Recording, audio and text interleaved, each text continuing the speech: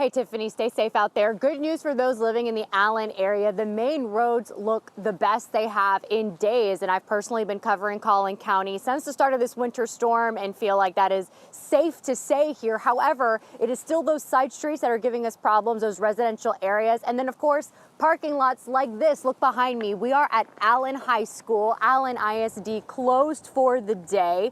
You know, one of the reasons Allen ISD closed, they tell WFAA, is because the parking lot looks like this. In fact, I did just slip a few moments ago. I am okay though. It wasn't a total fall, but it did hurt nonetheless. And I was really eating my words because when we came out here, we were like, oh, there was some significant melting yesterday, but don't be fooled. The parking lot, the parking spaces, the lines they're separating where you are to park in here is still really hard to see, and it is still so very slick. If our photojournalists will point to the ground, maybe we can see some of this area that looks like slush. No, this is super slick. This is exactly what I was slipping and sliding on right before this live shot. So it is this very reason here that out of precaution, Allen ISD decided to keep folks from driving in from those still icy neighborhoods and this still very icy campus, and decided, hey, you know what, just stay home.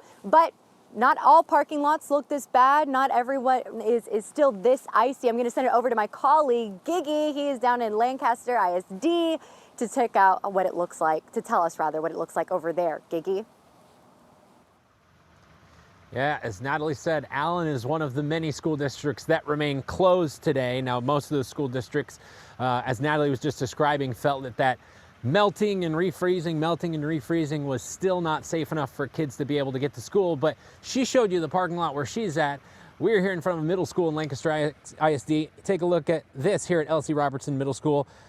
And it seems pretty dry right where I'm at. Pretty clear, pretty open. And that was the case for the roads as we came in this morning as well. And that's also the reason why Lancaster ISD is one of the schools that will be returning to class today. Now, school officials told us yesterday here in Lancaster that they have spent the past few days driving those roads themselves, gathering information in order to decide if it's safe enough to return to class. They also said they spent the better part of 2 weeks since this winter storm first appeared in the forecast, prepping each campus so it was ready to handle a cold spell. That meant protecting pipes, keeping buildings warm, but of course the biggest issue that remained were these roads, and ultimately school officials decided conditions had improved enough to get back to class. In Lancaster ISD, we make that decision with our students and staff in mind. We don't want anyone to be put in any type of danger. We're asking those tough questions. If a bus were to drive over the street, would they be able to make it safely? It's a lot that goes in to make these decisions. We don't take it lightly, and ultimately it's to ensure that the students and staff can safely make it to school. And those kids will probably be arriving within the next couple of hours here. And we will be here as well, monitoring to make sure everything goes smoothly as school officials have planned. And whether it's ice, parking lots, roads, there is nothing that's ever going to keep Matt Howerton from delivering the news.